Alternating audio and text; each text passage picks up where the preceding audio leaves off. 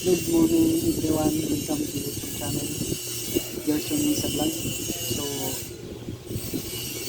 hindi man tayo magka-vlog sa ibang area dahil hindi tayo magkalabas-labas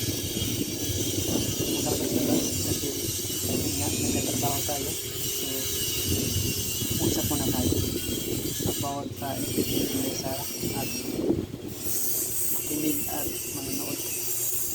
Mayroon akong isang cellphone dito. Ayan. Pakinggan natin ang impeachment ni Sara. Kasi meron iba kasi na meron kasi iba na senador hindi bumoto sa i-dismiss ang kaso ni Sara. So ito, klaro-klaro itong malita na ito.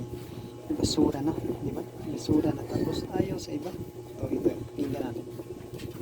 At ni VP Sara, pero patay na ang impeachment ni VP Sara. Pero kung ipagpatayan ng Senado at Kamara para sa mga bumotong i-archive ang articles of impeachment, politika lang naman daw ang nasa likod ng reklamo.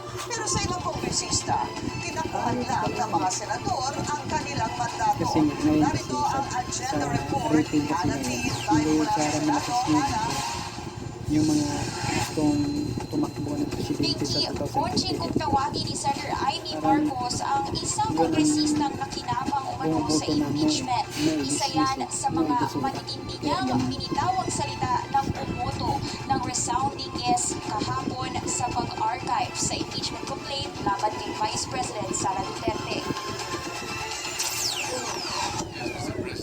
Patay na ang impeachment case ni Vice President Sara Duterte. Sa botong 1941, opisyal nang in-archive ng Senado ang impeachment complaint bilang adherence sa Supreme Court ruling na unconstitutional ito. Isa sa mga pumapun ang presidential sister na si Senator Amy Marcos. Bukod sa kanyang resounding yes, pinatikos pa niya ang House of Representatives. Bakit naman ngayon ay naging tagabantay na lamang sila ng humihiyaw na dambuhalang sanggol? Ginawa ng Bonji